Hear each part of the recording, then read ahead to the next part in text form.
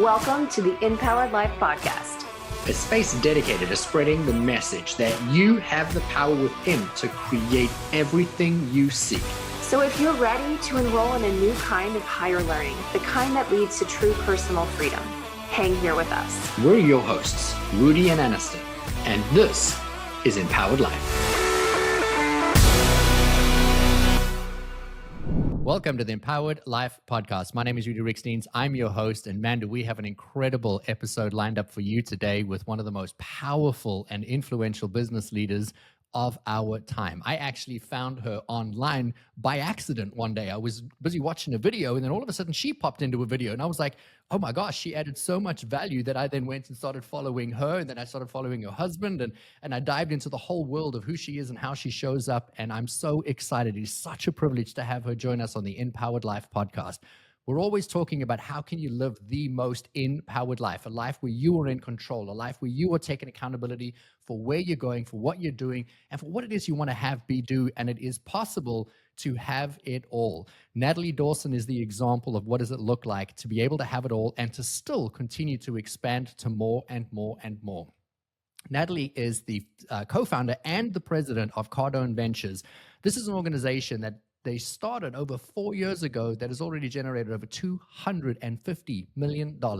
In addition to that, she's a best-selling author of Teamwork, How to Build High-Performing Teams, and she is the host of the Building Billions podcast with Natalie Dawson. Natalie, I just want to say thank you so much for joining us. I know that you are in the process of launching another book, which I would love to bring into the show if you're okay to do it. But I just wanted to start off by just saying thank you so much for obviously investing some time in us, in our audience. You are clearly a very busy person, and yet you're still here carving out time to join us. Thank you. That was the most amazing introduction ever. And I'm curious to know if it was an ad or it was like a For You page. How did that happen where you originally found me and dove into all things Dawson world? You know, I was talking to a friend of mine, and they are actually in one of your programs.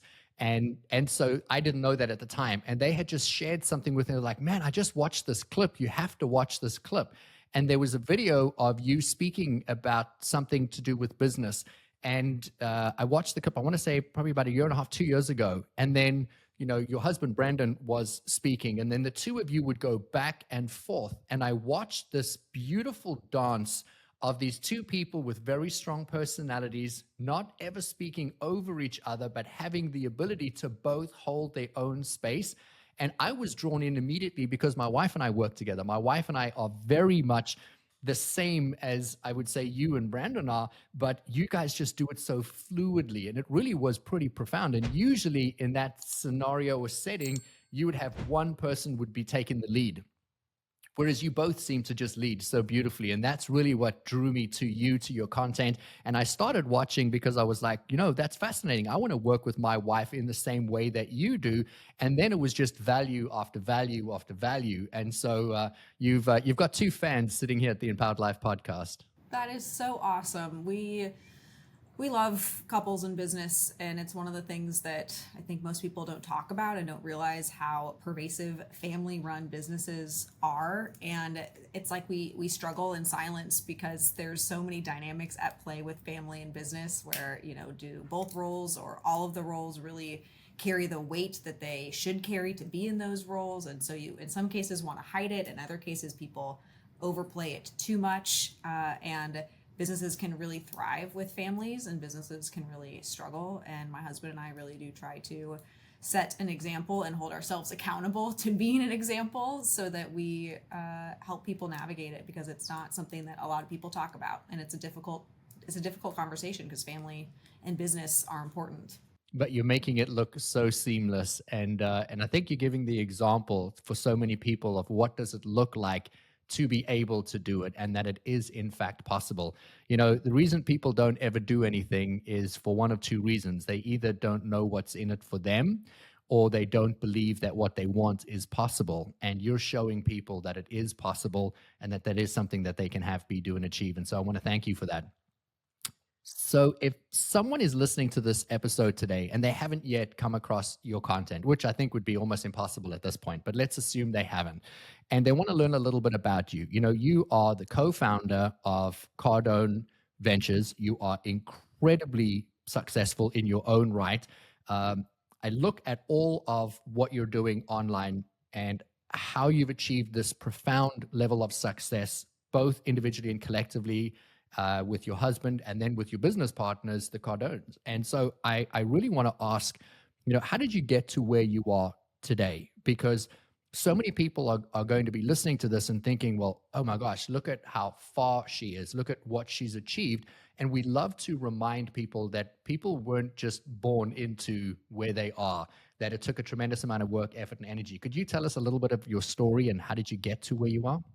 For sure. So I dropped out of college. I had almost a full ride academic scholarship to college, and I was 20 years old, and I had this job opportunity that lit me up. I was so excited about this job opportunity, but at the time I had $3,500 in my bank account. My parents cut me off at that moment when I decided to drop out of college because they thought I was crazy, and if they threatened me no longer getting my Buick Century paid for, that maybe I would decide to stay on with them paying for things and me going to college. And I just realized that was the first time in my life that I made a decision that I'm in control and I knew what was best. And there was not a single person who supported me in my life in that decision. But it was so empowering to me to make the first decision that was going to change the entire trajectory of my life, because through that job opportunity, I did start working with Brandon. And Brandon is my husband. I've also known him since I was 12 years old. He was my neighbor. So at the time I was 20, I was joining, or I'd been working inside his organization. And the core philosophies of this organization were around leadership and how do you empower small business owners, small mom and pop, $400,000, $800,000, $1.2 million business owners to lead their teams so that their businesses can grow. That was my responsibility, was all of these leadership programs. And the leadership programs, I was just like, I look back at it now and it's such a joke because I had no idea what I was doing here. I was this 20-year-old who had studied a lot and who had read a lot of books, but had no real leadership principles. And I was trying to come up with courses and curriculum for these business owners to be leaders. And so there was so much imposter syndrome and so many failures. And I had never led teams. I'll never forget the first team meeting I led when I did have a team. I didn't know what to talk about. I didn't know how I was supposed to be their friend or how I was supposed to hold them accountable. And I went through so much turnover and transition until I started learning the hard lessons that are required to get an actual skill set in leading people. And I think that even today, you know, fast forward 10 years later, I still reflect on those lessons that I had to learn those things. And business owners and leaders have to learn those things in order to know what to do correctly. And that is part of the process. But most business owners and leaders don't give themselves permission to go through those challenges and to get rid of people who are not working for them in their business because they think that they're a failure if they do let that person go. And the inverse is normally true. You need to figure out how you can lead lots and lots and lots of people so you can develop your leadership skills, so you can actually get the right talent who will help you, that will enable you to actually increase revenue, increase your products and services through great people who are on board with you and your vision.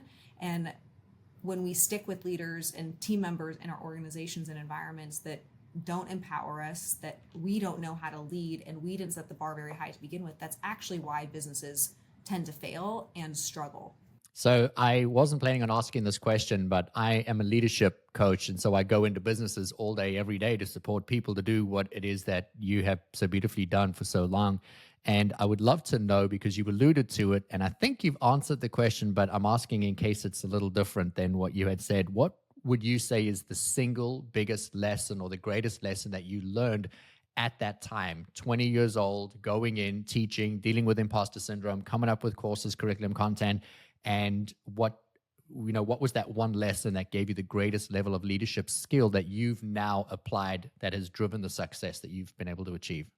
Well, it's funny because you said it earlier. When you know what's in it for somebody else, when you understand the goals of a team member and where they see their life going, and you can build a bridge from where they're at to where they want to go, and show them that the organization that they're in, the opportunity that they're in, is the way if they develop themselves, if they pay attention to the targets, if they really want this, they can get there.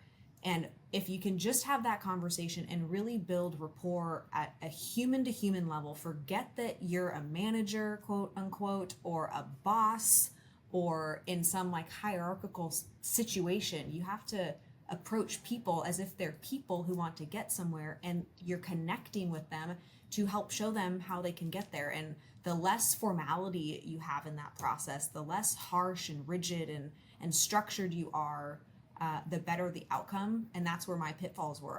Because I had so much imposter syndrome, I felt like I had to do everything by the book, and then I would swing to just being too friendly because I didn't really know what connection sounded like and how to build that bridge, and that's actually what they were looking for from me as a leader. I had no idea, so I was just like shooting from the hip every single day and doing things very inconsistently. So you just spoke into it a moment ago, and I would love it if you could give the audience that tip or technique to create that connection. I read recently a study that 94% of women in leadership positions in North America have imposter syndrome, and 86% of men suffer from imposter syndrome. And so if so many people are struggling with that, what would be that one tip or trick that you could support them with that could help them create that bridge? Yeah. So on the imposter syndrome front, I think that imposter syndrome is such a beautiful gift, because in many cases you have imposter syndrome because you haven't done it yet. And it's okay to be nervous about something that you haven't done before. And that doesn't mean that you're going to fail, but the imposter syndrome, yeah, you are doing something that you've never done before. You are like labeling it as being an imposter. You're not trying to trick somebody, but you're trying something new. And the pressure that puts on you, I think, is a beautiful thing, and is actually the thing that's caused me and forced me to continue to gain skill sets, because I embrace that feeling and don't think of it as a bad thing. So it makes me happy to hear that people feel the importance of making things matter in their careers and being able to develop and transition into something new. The tip that I would give to leaders who are feeling that, especially as it relates to being in a leadership role and connecting with team members, is having a goal conversation. We call this the personal, professional, and financial goal conversation. It happens at about the 2-month mark inside our business, where if you've been onboarded with our team, we're going to let you have all of the opportunity to onboard, to understand your role, to make sure that you understand the targets and you're successful inside the function, until the 2-month mark, where we're going to sit down and say, great, you've been here for 2 months. You see the opportunities, you see the challenges, you understand your role. What does the next 1, 3, and 5 years look like for you that would look like success through working here at Cardone Ventures? And this allows us to really get insights into mapping the careers for our team members, mapping what our opportunities are to the people who are interested in those opportunities. And it opens up that conversation for development. If you don't have a conversation about somebody's goals, but you're being critical of them and their work performance, they kind of get this, well, screw you attitude. Like, it becomes very defensive. But if I'm only giving you this feedback because I know that this is the thing that's holding you back, maybe you're making $80,000 a year, but you've told me that you want to be able to retire your parents, and your goal over the next 3 years is to earn $200,000 a year. Well, I have to be a very different coach to a $200,000 a year earner than I do to an $80,000 a year earner. And if you really want to get there, I will help you, and I will be honest with you about the things that are holding you back. And having that trust between a team member, where it's not coming across as me being critical, it's me pointing out blind spots to help you get to where you want to go, creates the ultimate bond. And it actually gets you further than just pointing out all of the bad things and feeling uncomfortable, like you're this bad boss that nobody really likes. People will buy into your leadership because you're doing it on behalf of not just the organization, but ultimately their goals. Oh my gosh, that was an incredible response. I want to add to what you said by deviating my question slightly, because I have a follow-up to that. We're on a bit of a kick at the Empowered Life podcast. We're talking about expanders, and expanders being people that are doing something that you either aspire to do or something that you want to do that gives you the evidence that it's possible. And if you believe that it's possible, now you know it can be done. Now the last step is believing it's possible for you and then taking the committed action. And so you obviously have expanded so beautifully. You have a beautiful, loving relationship. You are financially doing very well. You are the president of a really successful organization. I look at your life and you're expanding and expanding and expanding. You're a best-selling author. You've just written another book that I'd love to talk about in a few moments' time, and that will no doubt be another best-selling book. And so I constantly see all of the things that you keep doing, and you don't seem to play small in any area of your life. You're in a constant state of expansion. To grow an organization within 4 years to $250 million is very impressive. And, I also read that you did that without taking additional funds to grow the business. It was literally just what you had started with to continue to be able to grow. And so it just speaks into your ability to be able to see the vision and to forecast. But selfishly, I would just love to know, what does it take for you, Natalie, personally, to be somebody who is constantly looking to expand everything, expand the business, expand your life, expand your relationships, expand to write a new book? Like, what is it that you personally have to do to keep you motivated or capable of constantly being in a state of expansion?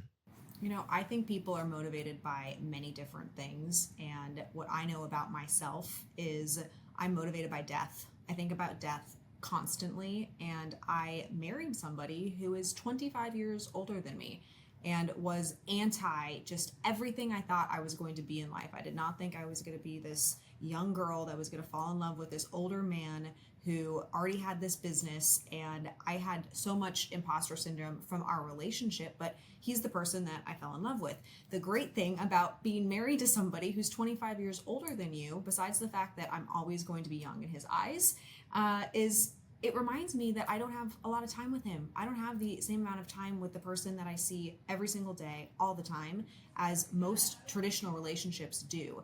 And so this idea of, if I'm going to be 70 years old and will have been by myself for a decade, maybe a decade or two, because I've chosen to be with somebody who reminds me of death all the time. I know this sounds really morbid, but it just reminds me literally every day that I don't have time to waste. And I think most people assume that they have time. In my 20s, I didn't think that I had time. I felt like I was just racing against this clock, and it sounds ridiculous, but I'm 31 years old and still feel like I'm very far behind, because I have these examples of people who are older than me and people who have done so much more than I have in front of me, that constantly just serve as this daily reminder that I have to keep going, that I can do more. And they point out all of these things that I could be doing better very often. And that pushes me. And this idea that time is not on our side, that we have a very finite amount of time with the people that we love, with the opportunities that we have, really does push me to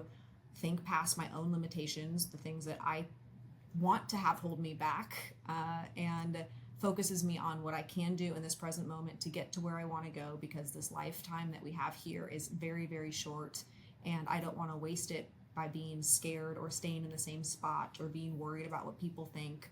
I know what I think about myself. I know what I'm capable of. I have the sticky note on my desk that I look at every single day. It says, does my reality equal my potential? And I think about that and I look at that every day, because it's just this constant reminder of, am I really doing what I'm capable of in this lifetime? And if I'm not, and I'm not spending my time giving you all of the energy that I have on this podcast, or going into my next meeting and really connecting with the people that I am meeting with, what am I doing? My reality is so far below what my potential is. And so death is the ultimate motivator for me. I think so many people could take so much value from what you just said. And thank you for sharing so vulnerably, because in the reality is, at every moment we get to ask ourselves, are we meeting that potential? And what is the driver that would support us in taking that action? And I think everybody could add that post-it notes to their desktops so that they never ever forget. You've just written a new book. I would love to talk about this book because I love the title of your book, Start the Work. I actually host events that is called The Work. And, so many people want the life, but they don't want to do the work to get the life. They want to have the life. They want to have the things, the business, the car, the house, the marriage, but they don't want to do the work within them. And so I would love for you to speak into a little bit, what made you want to now once again expand even further and write another book, and tell us a little bit about how did Start the Work come about? Well, so the funny thing is, before I wrote my first book called Teamwork, I had to make this commitment to myself to write 4 books, because just writing one book seemed like, okay, then what? What am I going to write this one book about? And when I came across this idea to write 4 books, the first one being about teams, the second one being about scaling businesses, the third one's going to be called Work Together, and it's going to be about relationships in business, especially family businesses, because we have so many couples and so many family businesses that work inside our ecosystem. And then the final one is going to be Work Woman, which was what my podcast was called initially. And so I wanted to do this full series. So it was always part of the plan to write the second book, but I thought I was going to come out with this book a year ago. I had it written last January. It was supposed to come out later in the year. And I took over our health business in the process. We have a business called 10X Health. And last year I was the acting president for 13 months in that business. And it challenged everything that I knew about running businesses and scaling businesses. And I had to go through some really painful lessons and learn some things that made the book 8 times more valuable than it was. And there were sweeping changes. Some of the principles stayed the same, but there were sweeping changes as it relates to the stories that I'm able to tell and how I can relate some of these concepts to business owners, because the reality is most people think that they're spending their time on the right things in their business. I talk to business owners every single day. They're like, I am working all hours of the day. I'm here in the office before everybody else. I leave later than everybody else. I'm giving up and sacrificing so much.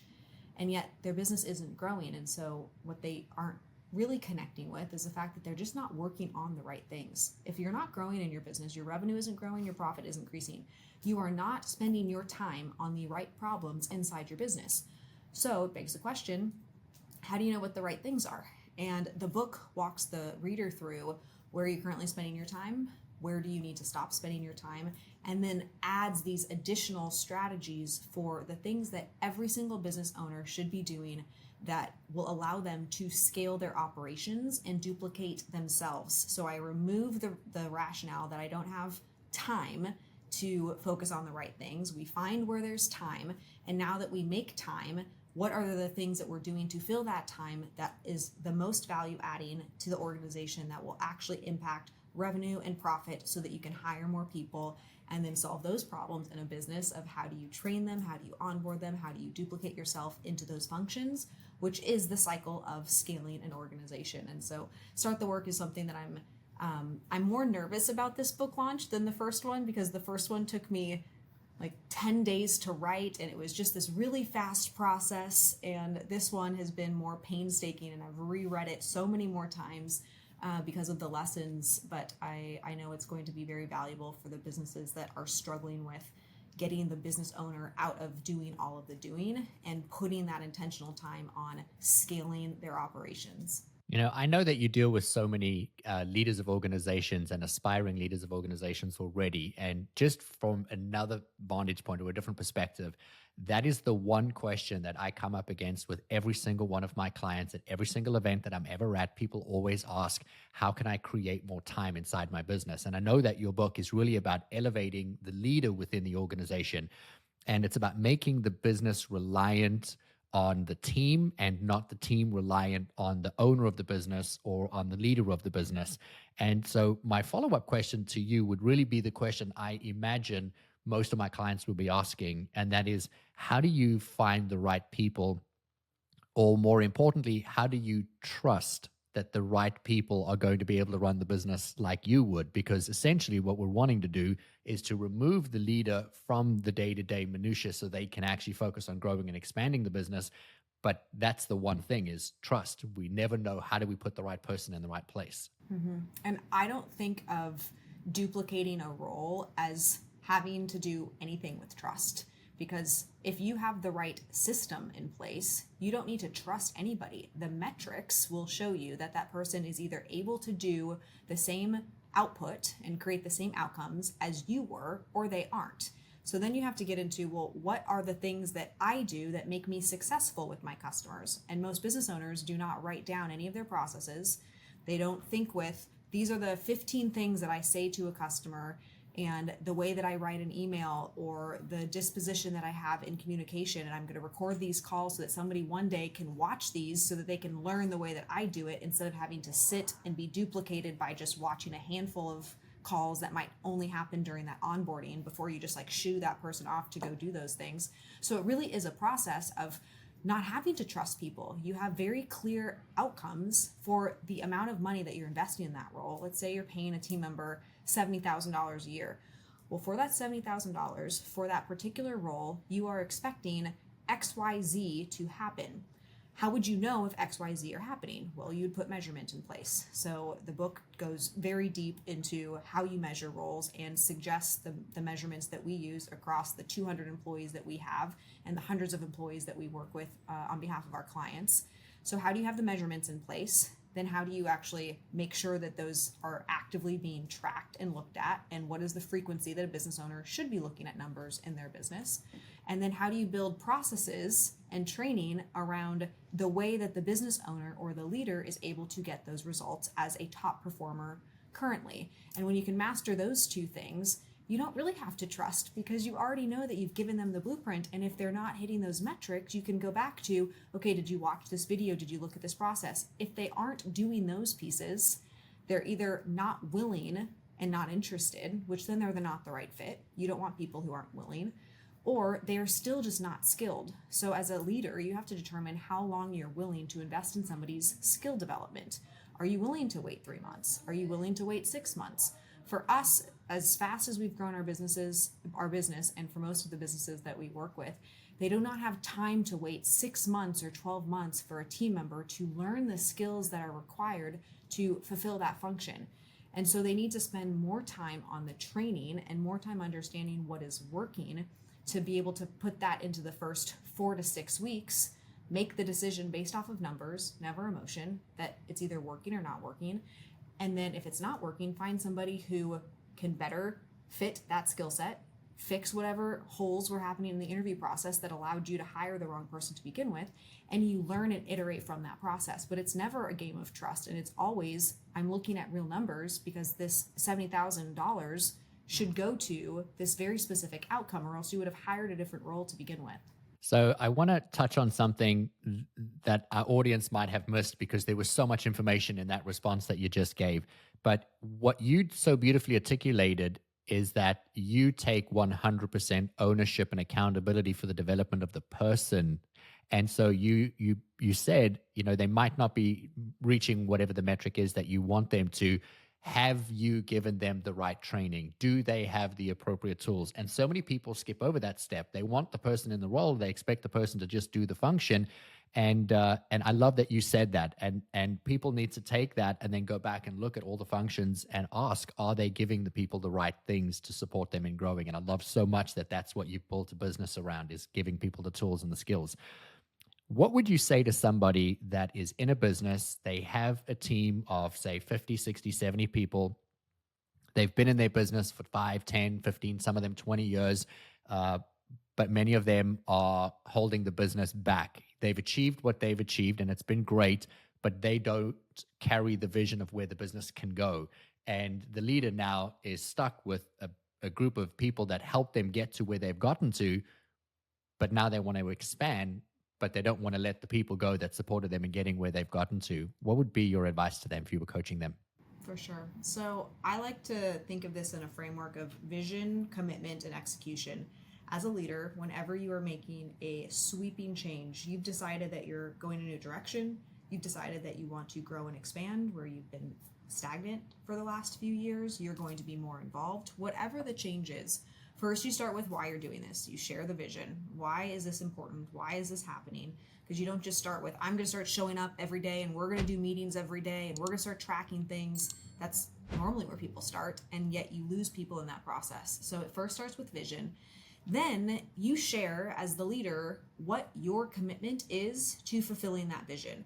So if somebody has a group of people that is really used to and conditioned to not having that leader around, to not having that leader be pushing on things, the leader then has to be very clear about what they are now committed to doing, and then ask for the commitment of the team members to this new vision that they've rolled out. So first you're to quote John Maxwell, you're giving a hand before you're asking for a hand, because you're saying, this is where we're going. This is my contribution to where we're going. I am definitive in the fact that we are going in this direction. I want you to be a part of this, but I'm going to give you a choice because I recognize that I'm the one making the change. The team member isn't making the change. They're not wanting anything to be different, but you want them to do something different. And if it's a massive change, like a 2x growth or a 3x growth, you need their buy-in. And I've done this in organizations before where I'll give somebody by the end of the week to tell me, are you in on this new vision or are you not interested in moving forward? Because if you're not interested in moving forward, that's not a problem. I want to know by end of day Friday.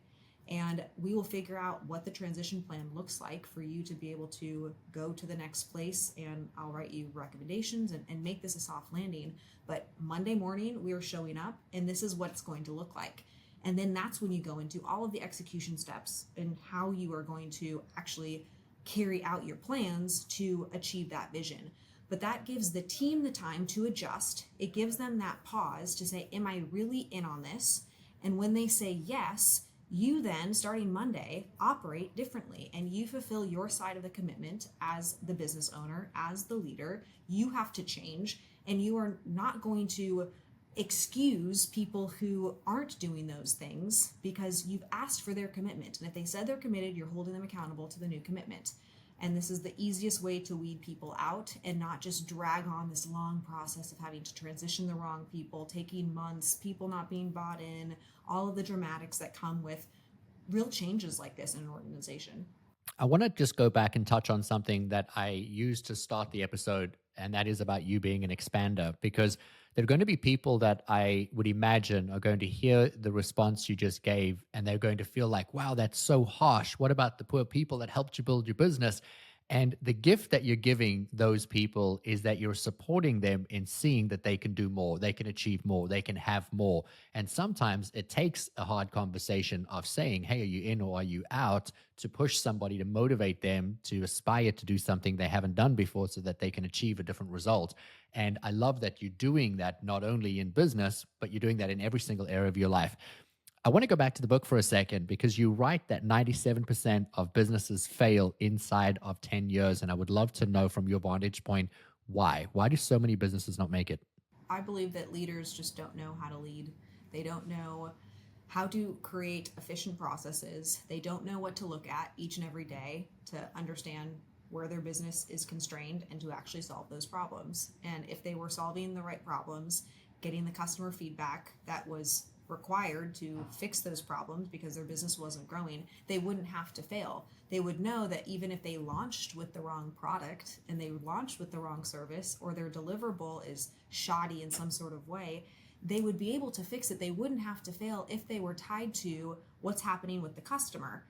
If they're generating between $1 to $3 million annually in revenue, it's likely that they have a solid product. And then the next leadership lesson becomes, how do I duplicate myself and scale through team members? And then the next breakpoint is around systems integration and learning all of that fun stuff. But they wouldn't have to fail. They wouldn't have to go from 400,000 to zero or 1 million to zero if they stayed really focused on the main problem that happens between 0 and 1 million in revenue, which is not having a product market fit and not really paying attention to the successes of the client in their journey with you and the struggles, and adopting that feedback to make the product or service better. I think you've sold so many people on grabbing a copy of your book already, but I would love to help support them in making that decision. Could you tell me, what was your intention in writing this book? Meaning, if you could summarize it into what was one word or one feeling or one thing that you wanted everybody to walk away with. It doesn't have to be one word, but what was your intention in writing it, that when we put that book down at the end of reading it, how do you want the reader to feel? Oh man, that is a good question. You are really good at these. I haven't had to think about this before. I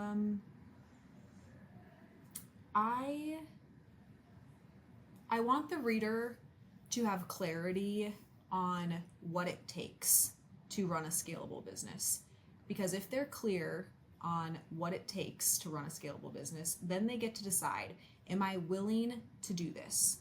Am I willing to spend my time to learn how to measure metrics? Am I willing to look at my financials on a monthly basis. Am I willing to do these things? Because if you knew all of the things that you had to do to get to where you wanted to go, it wasn't a mystery. There weren't these big question marks. If you had the blueprint for all of those pieces, you could then say, am I willing to learn this stuff? And I believe, just like you started this show off with, that when you can see that something can be done and you believe that it's possible for you, you can then go do it.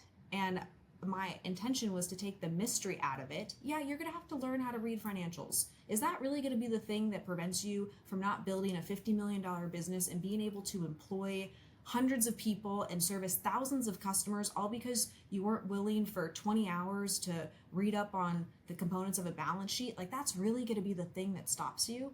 And so this visibility into what it takes, and then allowing the reader to decide, am I willing to do these things or am I not willing to do these things? And I hope that I convince them that they should be willing to do it, that they can do it, and that they go out and start the work. Oh, I love that. Start the work and keep doing the work, because that's really where you get to reap the reward. I want to put your book aside for a second. You know, you're the president of this incredible organization. You have so much on your plate, but I would love to know, like, who is Natalie outside of work? What does she do? What is fun for her?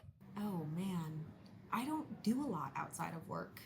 You know, the honest truth is, over the last 5 years, you don't build a business with over 330 team members, and we run almost an event a week, 51 events last year. You don't do all of this without working a lot. And I love the work that we do because of the way that it impacts people. But I think the thing that people don't see about me is really how important the relationships are in my life, and how I've prioritized the work to fit into those relationships. I work alongside my husband. That was a very intentional decision on our behalf. We have so much fun together. There are stressful moments, but he was in here right before the show and we were just laughing about something. My brother is actually in this office right next door to me, and my husband's brother leads our sales department. And so we have figured out a way to incorporate our family, and both of them are high functioning, and we hold them highly accountable. And like, they're not just like siblings in our business. They hold important functions, but we hold them highly accountable to what the outcomes of those things are. But we've really been able to craft our life around what we want our mission to be, which is to help people believe enough in themselves to grow and scale their organizations, and to provide opportunities for other people to work alongside them, so that we can change the face of American run businesses over the next 20 years. Like, that's what our mission is. And our life is optimized to do that, while also not making it seem like you have to sacrifice everything in pursuit of your goals. You can create a life where you get to have the inputs that you want. If you love dogs and you don't want to sacrifice not spending time with your dog, you can create a life where your dog comes into your office with you and the dog is a part of the business. There doesn't have to be constraints around it, to the extent that you really believe in what you do. And that is who I am in our business and outside of our business. I'm just a girl trying to figure out how to make all of the things that I love in my life work harmoniously together. And I'm actually pretty proud of how I've been able to figure this out, specifically over the last 5 years. You know, my wife and I have a very similar philosophy, and we spend every single evening at least 2 hours together, the two of us. And so we either sit in front of a fire that is outside in a screened in area where we can just really enjoy the North Carolina coastline, and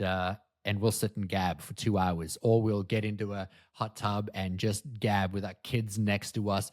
And people say, how do you find 2 hours out of your day with so many things going on to spend 2 hours with your wife? And you just answered it, because we're always talking about the things that light us up. And the things that light us up are our work. It's what we're doing, and it's the impact that we're creating. And so when we're spending time together, we're spending time together talking about the things that we love so much, which just happens to be a lot about work. And so we find the 2 hours are so, powerful in not only bringing us together as a couple, but also moving us forward in our business and in our accountability. So I would love to ask you just to share with us, what are some ways that people, because you've alluded to it a little throughout the episode, but you offer support to other business leaders. How could somebody who is looking for your support, your advice, your counsel, they want to get access to some of the programs that you've already developed, and they want that one-on-one coaching or mentorship, how can they find you? I am the person responsible for all of my own social media. So people DM me and I respond directly back. That's something that's very important to me, to be able to have real conversations as far removed as social media feels these days. And so whatever it is that you're looking for, if it is coaching, we have those options available. The best clients that we have are the clients who are like we are. We are studiers to our core. Before we were partners with Grant and Elena, I read every single book that both of them had put out. I watched almost all of the thousands of YouTube videos that they collectively have created.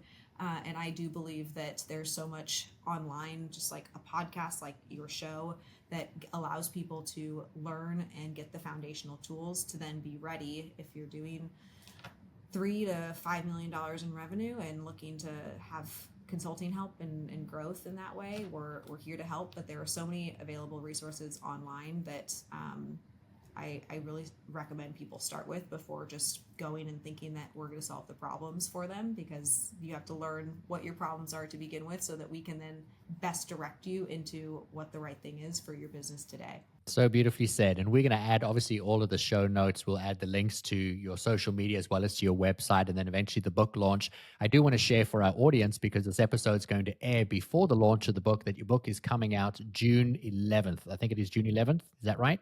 That's correct.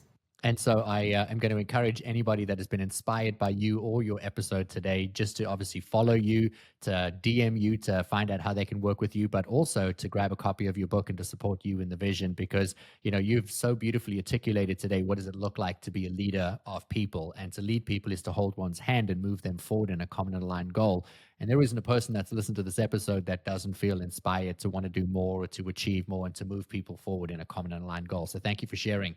I want to close the episode today by asking you, you just mentioned, obviously you work with Grant and Elena. I would love to know, what has that experience been like for you to work with people that are expanders at a level that's greater than the level of expansion that you were at before you met them? And if you could, what was one of the biggest takeaways that you've taken so far that our audience could walk away with today? Oh my gosh. The Cardones are more incredible than you can imagine. I put them up on a pedestal. The way we found them was through me watching a bunch of YouTube videos and stalking them on social media. So sometimes when you meet your mentors in person, it's not such a great experience. I can honestly say that the majority of the mentors that I've met in person, I was disenchanted after the experience because they're not who you think they are. And after being business partners with Grant and Elena now for almost 5 years, they are more than and better than I could have ever expected because of the way that they show up for their goals. They are so clear on how they support each other's goals and how they go after their goals each and every day. And one of my favorite Grant stories is we were launching a product 2.5 years ago, and we'd been talking about it. Our team had been talking about it internally for quite some time. And Brandon and I just mentioned it to Grant over a casual evening. And by the next morning, so we talked about it at maybe 8 p.m. By the next morning at 9 a.m., he had already had his team create a landing page to this product. And he had shot 4 different promotions across these social media platforms. And we had thousands of people who had raised their hand saying that they were interested before this product even had a price, before it had any details fleshed out. So the 10x movement is this speed of movement in somebody's life where you're either 10x or you're operating at 0x. And how can you change your philosophy to, instead of thinking that your ideas are bad or invalidating yourself, when you have an idea, how do you move as quickly as possible into action? You're not talking to people about it. You're not debating about it. You're just moving into action, because once you do move into action, you're going to get feedback. And if you would have had nobody be interested in that product, all of us would have said, okay, we should not be doing this. But because instantly you have thousands of people, that's the power of social media today. People will tell you what they want. And when you leverage that and you move quickly, you can become successful so much faster, because you're quite literally just moving time out of the equation. And Grant is the master at that. And I watch him do it all the time. And I think people think that they know what 10X is, but most people would have spent a year and a half before they even talked about this product. They would have had people sign NDAs and all this stuff. And he's like, nope, I'm going to promote it, see if there's interest. Oh, there's interest. Okay, great. We're going to build this. And it has been a $50 million plus arm of our business ever since. I want everybody to hear what you just so beautifully articulated. The number one mistake made in business today is inaction. People are worried they're going to make the wrong decision, and if you were to make the wrong decision 5 times and then make the right decision, you're going to be significantly further ahead than if you never took any decision or took any action. And so that was a beautiful way to be able to close the episode today. Natalie Dawson, you are amazing. I just want to say I'm so proud of you. I'm proud of how you show up in the world. I'm proud of how you are as a person, how you are as a leader, and how you turn around and teach people. We believe that life is about serving the people that are around you, and that you take your life, your skills, your lessons, and all of what you've done to turn around and support other people to be able to achieve the same. And you've turned it into a business, and there's no surprise why you and Brandon are so successful. So from myself, I just want to say thank you to our audience. I hope you loved the episode. Please rate, review, subscribe. If you found something that Natalie had to share with us today that you just loved, share that with a friend. Tag us on Instagram. We'd love to hear from you. And thank you again, Natalie. I appreciate you so, so much for joining us. Thank you for having me. This has been an honor, and you are so wonderful at this. You have a God-gifted talent, and I really appreciate that you brought me onto the show. Oh, well, it was such an incredible privilege to have you here. So thank you. To everybody listening, we'll catch you in the next episode of the Empowered Life Podcast. We freaking love you. We'll see you guys next week. Bye-bye. If you enjoyed this episode, please subscribe so you don't miss out on future content.